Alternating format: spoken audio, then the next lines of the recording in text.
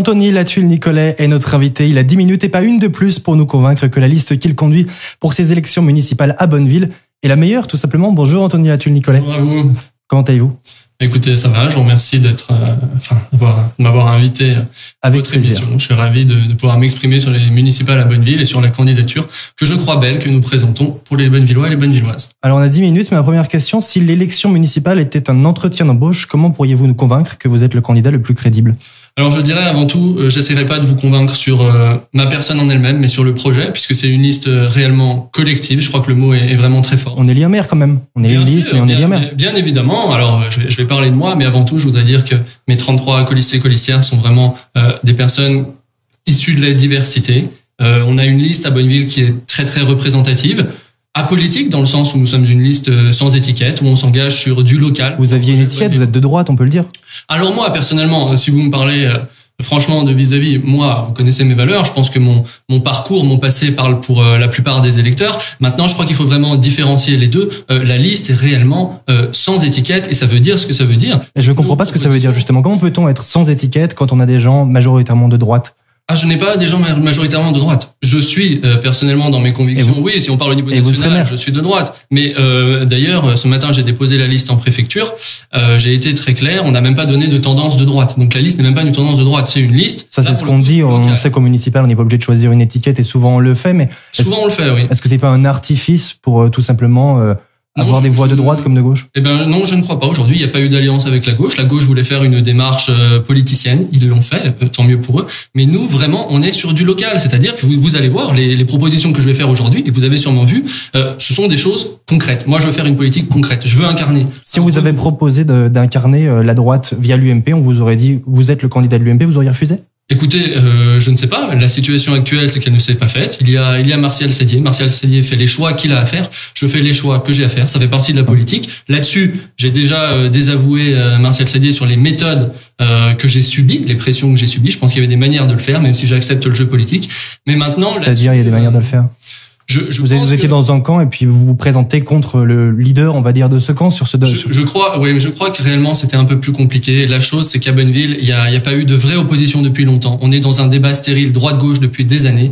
Et je crois que la crainte également de la municipalité actuelle, c'était justement qu'il y ait une troisième liste qui émerge, une liste plus sans étiquette, une liste de rassemblement, une liste locale. C'est le mot que je veux dire aujourd'hui, une liste locale. Donc vous empêchez une liste concurrente d'émerger, donc quelque part vous rendez service à Martial Sadier, c'est ce que vous êtes en train de dire ? Non. Je pense que vous m'avez pas suivi là-dessus. Bien au contraire, je pense que Martial Sadier aurait été tout à fait content de se retrouver simplement dans un duel avec la gauche, puisque la gauche à Bonneville fait des scores quand même très très faibles depuis longtemps. Il n'y a pas de réelle opposition. Et là, pour la première fois, il y a une réelle opposition. Voilà ce que je suis en train de dire, ni plus ni moins. Comment pouvez-vous l'incarner, vous, avec l'absence d'expérience politique que vous avez aujourd'hui ? Écoutez, l'absence d'expérience politique, si vous raisonnez sur l'âge, oui, effectivement. Non, pas sur l'âge, sur l'expérience. Je parle pas d'âge, parce que vous avez le droit de vous présenter. J'ai un passé que ce soit à l'Uni ou à l'UMP, un passé quand même qui n'est pas aussi grand que les politiciens d'aujourd'hui, mais j'ai quand même un passé existant. J'ai des fondements très forts, tant que ce soit juridique ou politique, justement. Et je crois qu'aujourd'hui, il faut bien avoir quelque chose en tête. C'est que les municipales, on peut se présenter à partir de 18 ans. C'est la loi qui le dit. C'est la loi de ce pays, la loi nationale. Moi, je vous ai pas parlé d'âge, je vous parle d'expérience. Est-ce que vous avez l'expérience aujourd'hui pour gérer une ville de 12 000 habitants ? La loi considère qu'un maire peut être maire à partir de 18 ans, c'est-à-dire qu'il considère... Parce que la loi ne considère pas l'âge, elle considère l'expérience. Non, pas du tout. Donc je considère... Si vous allez à un entretien d'embauche et que vous dites, j'ai 18 ans, donc je suis capable de faire le poste, ça n'a rien à voir avec l'âge. C'est une question d'expérience. Je suis d'accord avec vous. Et en me fondant sur la loi, oui, aujourd'hui, je pense que j'ai la compétence et le passé nécessaire pour être maire de Bonneville dès mars prochain. Vous êtes suivi par toute votre liste, ou est-ce que c'est une sorte de candidature test en se disant cette fois-ci ça va être difficile? Mais je vais vous dire la vérité, je suis pas là et nous ne sommes pas là pour faire de la figuration. On va parler après de projet. Tous les points que je vais vous présenter doivent être faits dans les 6 ans. C'est un projet concret. Alors non, la liste qui est derrière moi, vous verrez, je vais prendre l'exemple de monsieur Bernard Morand, ancien vice-consul de France. Pensez-vous qu'un vice-consul de France à la retraite irait, entre guillemets, salir sa réputation derrière un jeune inexpérimenté? Pourquoi salir sa réputation? Pas forcément. On peut se dire, tiens, personne n'a envie d'y aller parce qu'on sait que Martial Sadier a de grandes chances de l'emporter, statistiquement, même s'il faut jamais suivre les sondages. C'est vous qui le dites. Moi, je ne le dis pas. On sait qu'il est pas mis en difficulté dans les élections récentes, en tout cas. Voilà ce qu'on peut dire aujourd'hui. Et donc, du coup, Martial Sadier n'a pas été mis en difficulté parce que juste à présent, il était face à une gauche, peu crédible sur le plan bonnevillois, qui n'a pas fait des bons scores. Mais là, je vous assure qu'aujourd'hui, moi, je n'y vais pas pour faire 5 ou pour faire 10%. Ma liste, aujourd'hui, elle est complète. Elle est dans le sens où dès demain, on arrive à la mairie, on a un projet, on a 6 ans, on le met en place, c'est des choses concrètes, point. Vous y allez, vous gagnez, vous arrêtez vos études? Alors mes études, pour moi, mes études, je dirais qu'elles sont pratiquement terminées, puisqu'aujourd'hui je suis pratiquement juriste, j'ai un master en droit, je peux passer le barreau. Donc vous seriez prêt à arrêter? Mais c'est-à-dire que c'est un peu plus compliqué que ça. Pour moi, je pense qu'on ne devrait jamais vivre de la politique. Donc demain, je le dis aux électeurs, si je suis élu maire, vous ne serez pas maire à plein temps.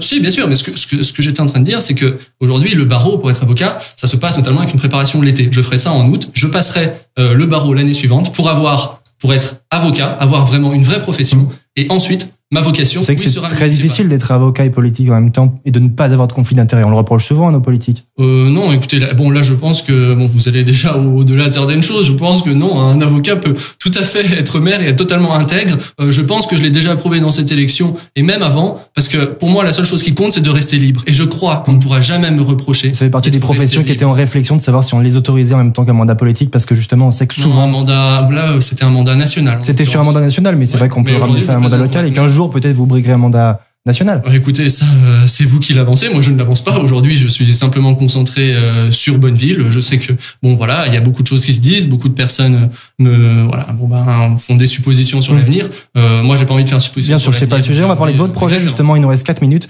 Vos idées, que voulez-vous faire à Bonneville en 6 ans? Alors, écoutez, nous, en 6 ans, on a choisi de mettre un projet sur 3 axes. L'urbanisme, le social, le fiscal. Ce sont des choses qui se regroupent, qui sont complémentaires pour essayer de créer un réel cercle vertueux pour la ville, en lui donnant plus de dynamisme et plus d'attractivité. Parce que le souci aujourd'hui, c'est que Bonneville, c'est une ville qui tend à devenir une ville dortoir, une ville morte, simplement. Oui, c'est le cas de beaucoup de villes ici à cause de Genève, mais grâce à Genève aussi, quelque part. On devrait en tirer profit du Grand Genève qui se crée. Justement, Bonneville devrait être comme avant, la plaque tournante. Pourquoi elle l'est plus? Elle l'est plus parce qu'il y a un manque de dynamisme et d'attractivité. Comment on remet du dynamisme alors? Simplement, je vais prendre un exemple, l'hôpital de Bonneville qu'on veut détruire. Je passe la partie sur le fait que c'est des racines et que tous les Bonnevillois et Bonnevilloises sont liés à cet hôpital. On a tous des bons et des mauvais souvenirs là-dessus. Nous, très simplement, on veut créer une antenne médicale de premiers soins. On n'a rien contre le CHAL, je trouve ça très bien le CHAL. Je dis simplement que localement, aujourd'hui, le service public local est en voie de disparition en France.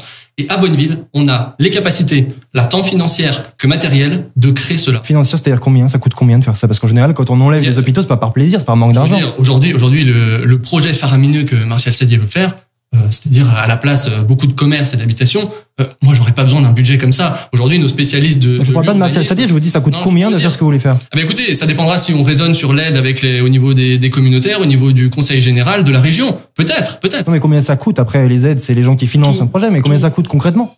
Tout dépend. On peut être au-delà du million, bien évidemment, mais on sera en dessous des 10 millions de toute façon, que certains projets actuellement prennent forme. Votre projet, c'est quoi d'autre? Alors notre projet sur l'urbanisme, réhabilitation extérieure du château de Bonneville, là pour le coup c'est très coûteux, donc on passe simplement sur l'extérieur pour essayer de jouer sur l'attractivité de la ville. C'est très coûteux, c'est-à-dire combien? Alors là, il faudra voir avec l'association des Amis du Château qu'on est en train de regarder, parce qu'il y a des projets qui ont été menés par la municipalité. Il y a déjà des choses qui ont été votées, on a des difficultés à avoir les chiffres là-dessus, mais donc nous, là-dessus, très sincèrement, on va essayer d'accroître la chose dans la durée, mais on bougera pas beaucoup de ces prix-là. Poursuivre ce qui a été engagé? Là-dessus, un peu plus différemment dans le sens où on voudrait que ce soit fait sur les 6 ans. Mais là, sur le château de Bonneville, il y a un consensus quand même. Ensuite, sur les quais d'Arves, nous, on veut faire un aménagement familial. Là, pour le coup, c'est peu coûteux. On veut désengorger la rue du Tribunal et créer parcours de santé, table, chaises, qu'il y ait de quoi pouvoir manger. Vraiment que ces quais d'Arves, finalement, une nouvelle fois, rendent la ville plus attractive. Encore une fois, tout ça coûte de l'argent. Vous avez plein de projets, plein d'idées, mais tout ça coûte de l'argent. Comment on le finance sans augmenter les impôts? Mais on le finance aussi dans le sens où ce sont pas des gros projets. On n'a pas de vous me les chiffrez pas, alors je peux pas savoir. C'est difficile de savoir. Le seul gros projet coûteux, je vous l'ai dit, qui pourrait être un petit peu coûteux, mais c'est dans des termes et dans des ordres raisonnables, c'est l'hôpital de Bonneville qu'on veut sauvegarder en antenne médicale. Et excusez-moi, mais s'occuper des quais d'Arves et de les aménager familialement, très sincèrement, une petite commune aurait largement de quoi le faire. C'est pas. Alors pourquoi on le fait pas aujourd'hui, d'après vous? Je sais pas, ça il faut poser la question aux intéressés. Je me la pose, et c'est pour ça que je suis là devant vous. Je me la suis longtemps posée, je me suis demandé pourquoi des choses aussi simples. Et vous l'avez pas encore chiffré, vous pensez que ça coûte pas cher, mais vous l'avez pas encore chiffré, du coup on a un ordre d'idée dans le sens où vraiment le budget est en équilibre. La seule chose où on a un doute aujourd'hui, c'est sur l'hôpital de Bonneville. Mais sinon, on n'a même pas un doute financièrement, mais pour vous dire, c'est ce qui coûterait le plus cher. Mais on n'est pas au-delà. Et puis dans le social, on veut essayer de travailler, bien sûr, sur les jeunes, l'emploi des jeunes, avec une pépinière d'entreprise et également une aide à la jeunesse pour les clubs bonnevillois, tout en essayant bien sûr de ne pas augmenter les impôts. On s'est engagé. Alors justement, c'est une question oui/non, 2 questions oui/non pour terminer. Il nous reste 30 secondes. Oui ou non, augmenterez-vous ou baisserez-vous les impôts? Je baisserai les impôts à la marge. Et oui ou non, voterez-vous au second tour si vous n'êtes pas qualifié pour la liste de gauche? Je serai au second tour. si vous n'êtes pas qualifié? Pas d'alliance possible? Je serai au second tour des municipales avec mes 33 colistiers. Il n'y aura pas d'alliance possible. C'est un projet, des idées, des hommes pour Bonneville. Merci beaucoup, Anthony Latulny-Nicolet, d'avoir participé à ce rendez-vous 10 minutes pour convaincre.